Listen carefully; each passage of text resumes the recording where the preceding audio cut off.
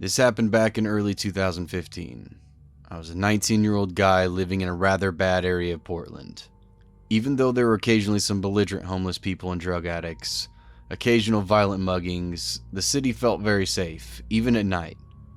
One of my best friends turned 21 and we decided to go bar hopping and then go clubbing. I was in a group about a half a dozen people and 3 of which were my roommates. Unfortunately for me, I was the only one in my group who was either under the legal drinking age or did not have a fake ID. This meant that I was unable to enter the bar. However, to my luck, there was a nice Mediterranean restaurant right across the street from the bar, which I ended up going to. I stayed there for more than an hour, and then I was obviously ready to leave. I've done that walk many times, even at night, so I was never really scared. Until this night, of course.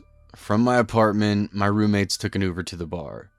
This meant I would have to walk back since I didn't have an Uber, and my phone's battery was running low. The distance back to my apartment was about 3 miles. The time was already close to midnight, and I would be reaching my apartment around 1 a.m. I decided to walk the distance anyway, since I hadn't been at the gym and thought this would be a good excuse to get some exercise. I began my walk and passed a lot of drunks. Even though some of the drunks would shout things at me, I never felt unsafe or threatened by them, so I was okay. However, the last mile to my apartment was through a darkly lit park that can be kinda scary at night. Not because of any crime, but because there is only one street light in that stretch of road. I reached this somewhat creepy area around 12:30. As I descend down the dark and narrow street, I notice a black Chevy Silverado speed past me and slow down once he passes me. The truck almost comes to a stop, but then decides to drive ahead. I shrug it off at first. However, this is where things start to get creepy. After I walk nearly a quarter mile forward, the Chevy Silverado comes down the opposite direction and does the same thing. When the truck slows down and almost comes to a halt, I begin to panic, but not openly show it. I pretend to ignore the vehicle, but my instincts tell me something is not right. The truck then starts to proceed, but this time I cannot keep calm. I was in the middle of the dark in an isolated park with no streetlights, and there likely won't be a single person in sight. After I walk about 500 more feet, I begin to look in horror as the same fucking pickup truck comes flying towards me and puts a sudden brake on about 100 feet behind me. One man around twice my age and bald opens up the passenger door and comes out of his truck carrying what looked like a hockey club. I look behind and lock eyes with him. He gives me the most haunting and sinister look I've ever seen from a person and begins to yell, "Get the fuck out of my sight or I'll fuck you up, mud slime." I'm of Indian origin, and I have brown skin, and mud slime was a racial slur directed towards Muslims. As I was planning my escape, I remember how there was a wooded area between my park and my apartment. Where I was, I could cut across the park and go through the woods. Then right across the woods was my apartment. This was smart because I've taken that shortcut during the day, and the truck would not be able to cut through the woods. Just as I ran towards those woods, I heard another yelling in the distance. "Fuck off, asshole!" yelled another large guy walking the opposite direction on the sidewalk I was. Then I see another large man walking his German Shepherd towards me. After that, the truck driver then started running at us with his hockey club, and I made a run for it. I dart towards the woods. Fortunately, the truck driver decides not to chase us and gets back in his truck. I reach my apartment 5 minutes later. At the parking lot of my apartment, I happen to see the guy walking his dog. He looked like he was a roughed-up bodybuilder, so I was a little afraid of him too. However, we had a pleasant conversation. Then I began to head up to my apartment and look out my apartment window. To my disgust and horror, I see that same black Chevy Silverado drive by my apartment and then leave. My friends came back home close to 3 in the morning, just after I went to bed that night. Thankfully, I never saw that creep again, and I moved out of those apartments a few months later. After this incident, I avoid walking alone in dark spots and isolated areas at night.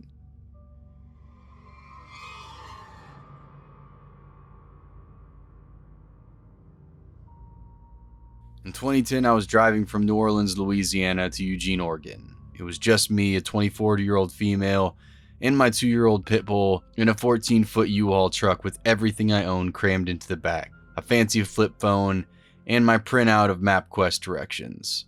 I think the first smartphones actually came out around that time, but I didn't have one. Cell phone service was also much spottier, and there were long stretches through the desert where I had zero service for hundreds of miles. I was driving a lonely stretch of highway through central Texas when I realized I hadn't seen a town or an exit for a very long time. And my giant U-Haul was really low on gas. Just when I'm starting to freak out and seriously run out of gas, I see a small town coming up.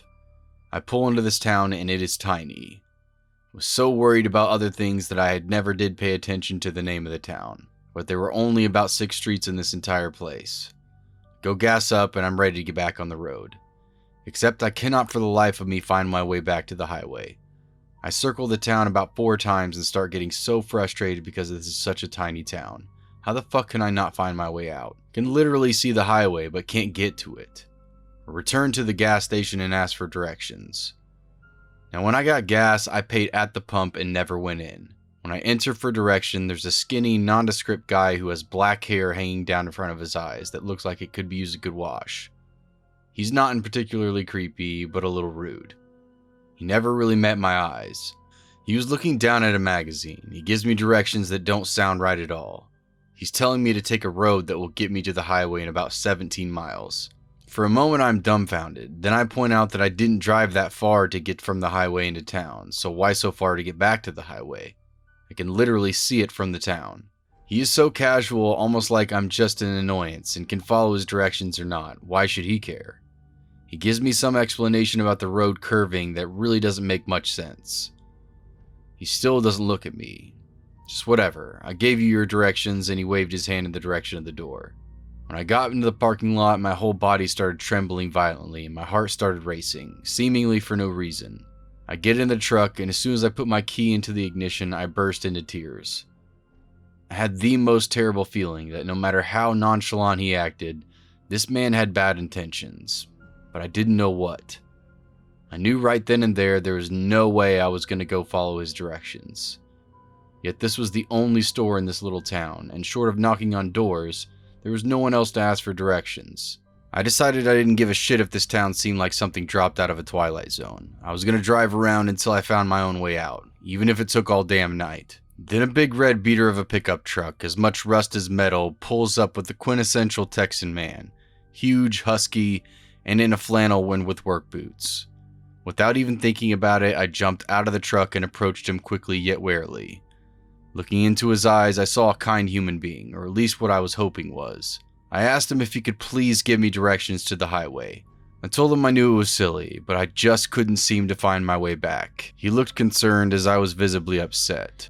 So he made me laugh and very cheerfully gave me directions for a hairpin curve turnoff right at the end of a small concrete tunnel I'd passed several times. He said it often confused travelers because it was so hard to see. He really needed to put up a sign. With a sinking feeling in my stomach, I asked him how far in miles was it back to the highway. He laughed and gave me a funny look. Miles, miss? I'd say it's about a quarter mile at most. You can see the highway right from here. At this point I couldn't help it. I had to know. What happens if I drive... And I gave him the directions the man in the store had given me. Texas looked at me very intently and asked me how I knew about that route. It's pretty far out, and usually only locals know about it. So I told him. He was quiet for a few moments and then asked what the attendant looked like and if I had a map of the state. Nope, just my MapQuest, which wasn't really helpful in this situation. He goes to his truck and grabs a raggedy local map from his glove box. Spreading it out for me, he traces the route I described. The way the man from the gas station had told me to go led away from town, away from the interstate, and led to seemingly the middle of nowhere.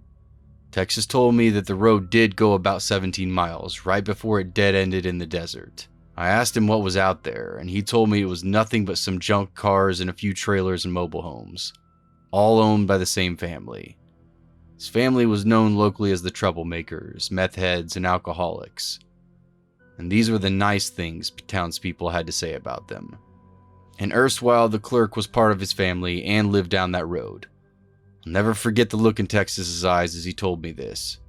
He also told me that I was smart to listen to my instincts, and he told me to be careful traveling out there. I don't know if the man from the gas station wanted what was in the back of my U-Haul or what was in the driver's seat. Thankfully, I didn't have to find out.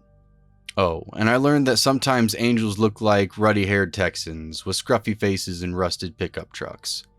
Thank you, random texting stranger. You really saved my ass, and I will always remember you with tons of love. Sorry I didn't ask your name. You're forever Texas to me now.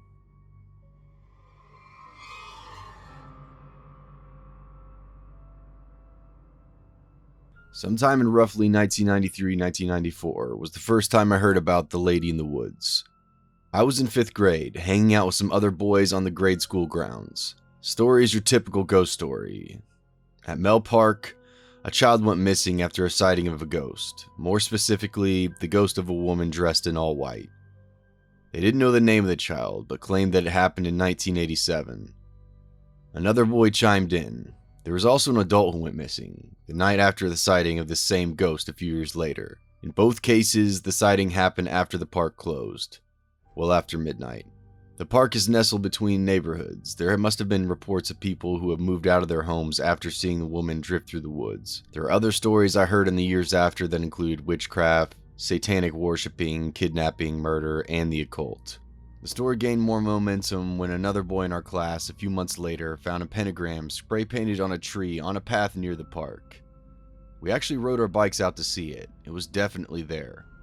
Crudely painted in what looked like a real hurry. It was one of those things where there was no real way to know if the pentagram was part of the story or was put there because of the story. When you're in 5th grade, you rarely stop to think these things through. You only see what's in front of you, and what I was seeing was definitely creepy. This next event took place in May of 1995, just a few years later. A friend of ours named Michael lived only a block away from Mel Park. His parents decided to allow him to have a sleepover for his birthday party. He invited 10 of us boys to stay the night, just doing what boys do. God bless those parents, by the way.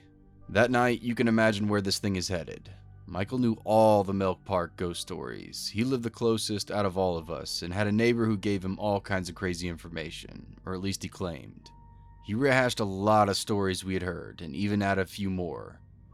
After some time, and as the clock made its way near 1 a.m., it finally happened. One of the boys suggested we sneak out, see if we could find this lady ghost. So that's exactly what we did.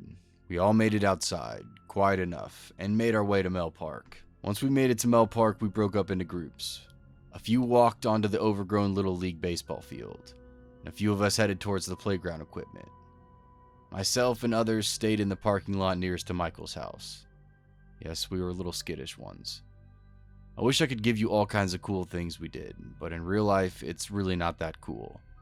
Essentially, we just kind of walked around, looking and waiting. Really, we only had been there for maybe 15 to 20 minutes when it happened. I kid you not, just like the story, within minutes of showing up, it was like a Lifetime movie. There she was, in the woods, to my north. I see what looks like a pale white woman. White hair, white flowing clothes, and white pants.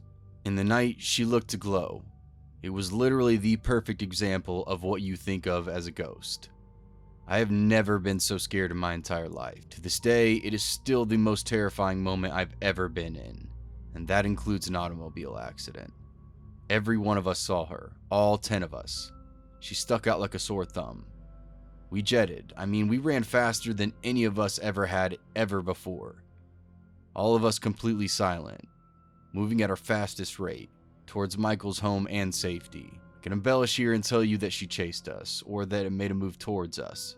I could make it out like her head split in half and bees came flying out, but none of that happened. In fact, she was facing a different way entirely. I don't believe the ghost lady even knew that we were there. She looked as if she was simply peering deeper into the woods, as opposed to staring at us frightened little boys running away terrified. That was that. We all made it back safely. We spent the rest of the night worried about this lady ghost, if she was going to show up and kidnap us. But she never did. We returned to school, and the Lady of the Wood became a legend. All of us shared the story, and all of us backed each other up.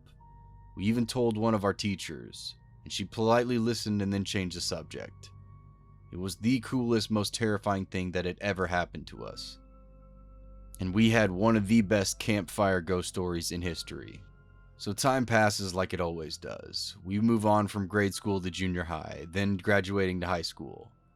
Once we got a little older, the story took a backseat to girls and just living life. I wouldn't say the story died. I know we spoke of it in passing. I know the story continued on in the grade school, but at least for a short time after we left. One of the 10 boys from the birthday party died of a suicide shortly after high school, and it took everything in me not to blame this ghost story on that situation. Although I don't think the two are related. We all move on to college. I lose touch with all but one of the 10, though a few I have on Facebook. Cut to 2010. After coming home from college and struggling to find my way in life, I finally start to get my act together. I find a full-time job, married my now wife, got a dog, and even have a couple of kids. Eventually, we purchase our first home, which so happens to be blocks away from my childhood house. I end up in a little tiny house 2 streets over from Mel Park. After those floating years, I end up back where it all started. On my days off, I walk my dog in the park where the lady of the woods scared me almost to death. This is where you really start to question yourself and your senses. At 27 years old, I would stare at the location where I saw that lady glowing all those years prior and try to make sense of it all. Now older and wiser, you spend a lot more time trying to feel things out rather than just reacting. How in the world did I see a ghost in the 6th grade with 9 other people who all saw the same thing? I know it wasn't a dream. How could we be collectively dreaming? Seriously, again, I know it wasn't imagination. It really was there. What I saw was real. But your brain has a funny way of making things fuzzy. It's hard to explain, but you start to question everything. You know it's real, but you know it's not. That sentence shouldn't be, but that's just how my mind would read the situation. It really was something that I wrestled with for a bit, just trying to figure it all out. Now in the summer of 2012, there I am, on another walk with my dog, coming up alongside the timber where I saw the lady in the woods all those years ago. I'm thinking of her again. I'm thinking of my childhood friends. I'm wondering if they ever think about those moments like I do. The thought passes as I move along the path that leads me out of the park. In front of me, a large trailer hooked up to a pickup truck sits in the driveway nearest the park's wooded area. There's a middle-aged man moving some things onto the trailer as I approach. He sees me and says, "Hello." I say hello back, and then decided to make small talk. I ask him if he's moving. The man responds that he just recently sold the home. It was his parents' house, and it had sold to a younger couple. Closing was coming up shortly. I mention a few other things, and then I start to head off, but I stop. Because the ghost story was on my mind, I decided to ask a man I didn't know if he knew the story. Why I did this is beyond me. It's definitely not something I would normally bring up in a conversation, but the house was the closest one to the sighting, and I just needed some kind of confirmation that somebody else out there still knew the story. I don't remember exactly what I said, but I basically asked him if he had ever heard of the ghost stories. I'll never, in my remaining years, forget what happened next. The man looks at me and smiles. He tells me he's heard all these stories plenty. I'm actually relieved that he had, because I didn't actually think that this conversation would go if he had any clue what I was talking about. Then I proceeded to give him the shortened version of the story, just as you read above. He listened. I could tell he was interested. When finished, he takes a moment and responds. I used to live in this house before the park was built. My parents raised me here. I moved out here in 1983 or 84, and I believe the park was built somewhere between 84 to 86. My parents have been here ever since. My dad passed away in 91. It was just my mom after that. That ghost you saw, that was my mom. I looked at him completely confused. He continues. My mom had some medical issues that started in the mid-80s and continued all the way up until she was passing away this last spring.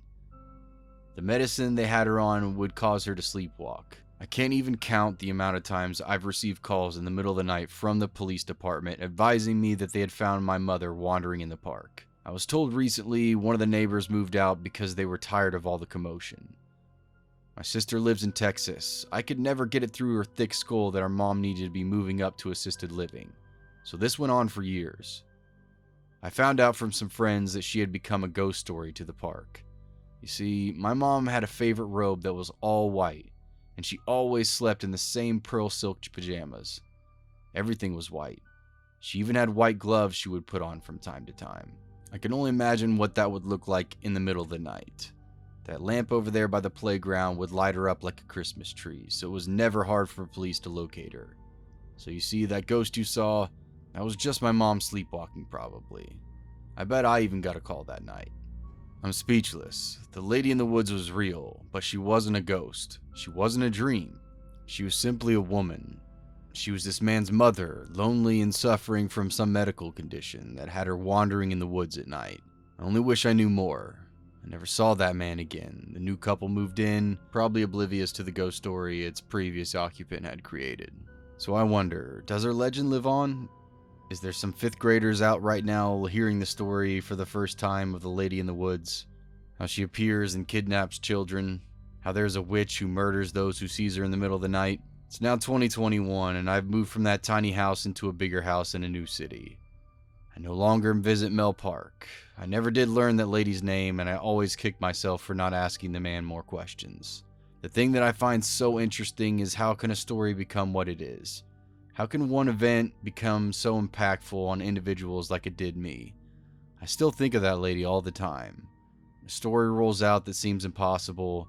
The lady in the woods comes to my mind. Sometimes the story is real, but the context is muddled.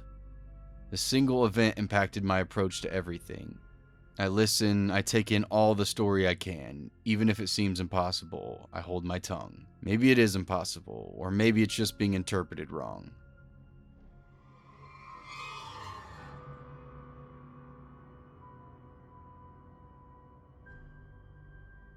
Just a heads up, this is my own personal experience. I do not claim to have any universal answers or truths. This is just something I thought I'd share one of my glitchy stories with you all. I think I should attempt to define what an ultra-terrestrial is. In theory, since many people may not have heard the term. Multi-dimensional entity.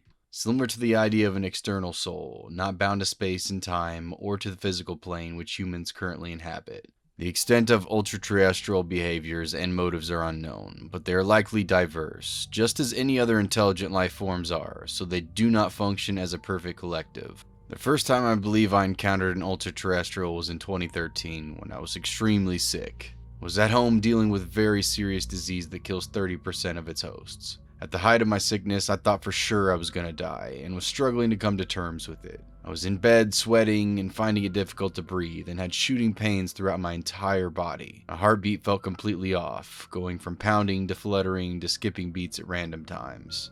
I was terrified to death. It was at this point that I witnessed, or hallucinated, a dark shadowy figure step out of my closet. It looked like the Grim Reaper, the Angel of Death almost. I pleaded, "Please, don't let me die. I have more to accomplish here. I'm not ready to go yet." The shadowy figure slowly backed away into the closet, and I uncomfortably began to drift off to sleep. As I fell asleep, I remember thinking, I want to talk to God. I need answers.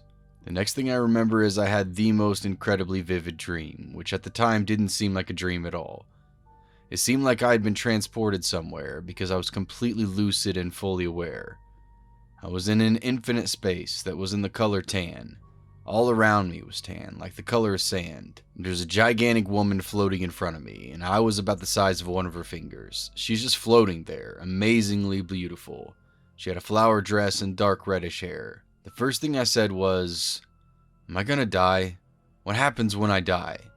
She responded, "Death is a construct. Death does not exist. It is made up. A human concept." At this point, you're probably thinking, this guy is obviously sick and hallucinating, so this can't be an extraterrestrial encounter. And that is a perfectly reasonable thought. I don't claim that this encounter was definitively real. How could I? But at the same time, it felt very real, and it felt like I was talking to a very real entity. It did not feel like a dream or a scene that was created by my mind. This woman continued to tell me that I have lived thousands of lives, and she even showed me first-person view of experiences that I've had as different animals and people. We talked and talked for what felt like days, and she explained to me how reincarnation works. Keep in mind, at the time, I was not spiritual or versed in the idea of reincarnation at all. This was a completely foreign concept to me at the time, and if you had asked me in 2013 if I believed in this stuff, I would say hell no. She said that each of our physical lives is double the length of time of the life we had previously, but that time is not as we could think of it on Earth, but from another form of universal time. So the length of time you spend in your current life may be shorter in years than your past life. but that doesn't mean it's shorter in this universal form of time. She explained that because I am a human currently, I would not be able to understand most of these concepts, but that she had presented herself in human form to explain these details to me. When I woke up the next morning, I felt completely weak. My heart was beating faintly, but steadily. I literally felt like I had died and been reborn. When I moved my body, it felt like it had been days since I last used it, but the fear of death I had was completely gone. I would compare my headspace to what you might feel after a psychedelic trip. All of my negative feelings were completely gone, and I felt so grateful to be alive. At this point, I made a promise to the universe that I would not waste this precious time I had on Earth, and I wouldn't live my existence in fear. Long story short, this interaction with this entity changed my reality in a great way. I have become so much more positive and open to all types of ideas. I truly feel though I was given a gift. Since 2013, I often witness what I believe are other entities in my bedroom, but they are not malicious at all. It's almost like they are helping me, sending me information or something. And I know that sounds batshit crazy, but I can literally see them and feel them when I wake up sometimes. I would say 6 to 7 times a month I will wake up in my bed and I will see an ultra-terrestrial hanging out in my room. They look really interesting, like abstract shapes. They are never in any animal or human form. The reason I believe they are ultra-terrestrials and not hallucinations is how they seem to react to me waking up. I will see them and they will immediately start to change forms, and usually exit through the wall, or sometimes they will fly right out the window. There may be good ultra-terrestrials and there may be bad ones, but to make any distinction may be extremely difficult because they are so incredibly advanced in their evolution, and they fully understand that death itself is an illusion. We as humans may not be fully capable of seeing this limitless, multi-dimensional reality as it exists, and are so much more tuned into mortality-based fear and the biological survival mechanisms of our animal forms. What we see as bad is largely based on our idea that death is very real and very much the end, which is not true in my opinion.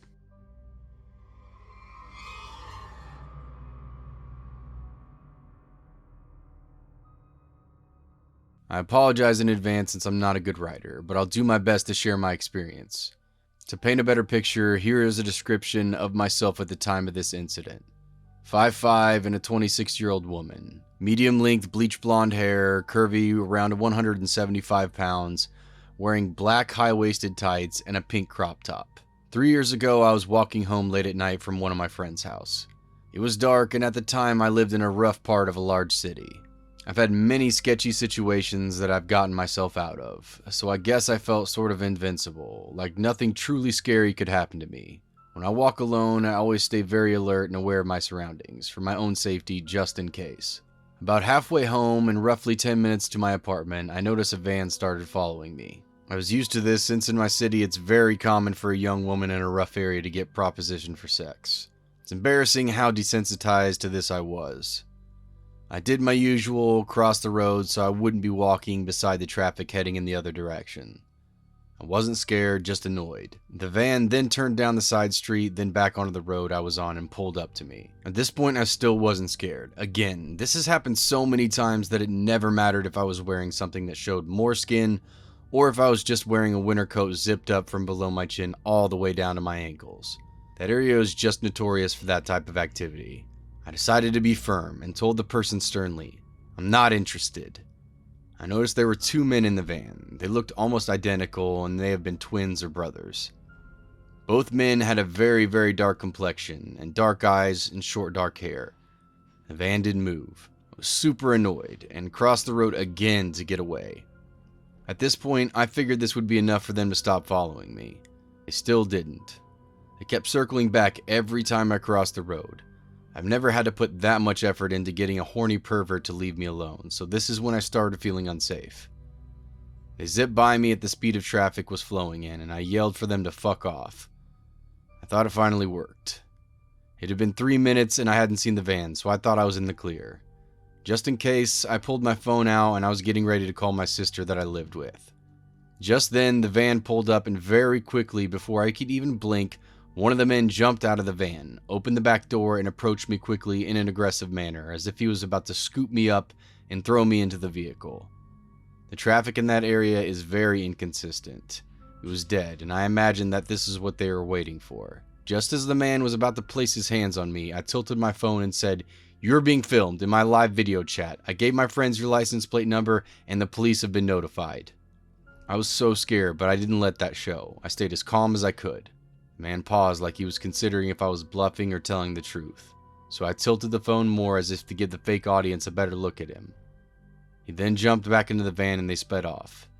I have never been the same since that night, and I'm afraid of walking alone now even in the daytime. Stay safe out there.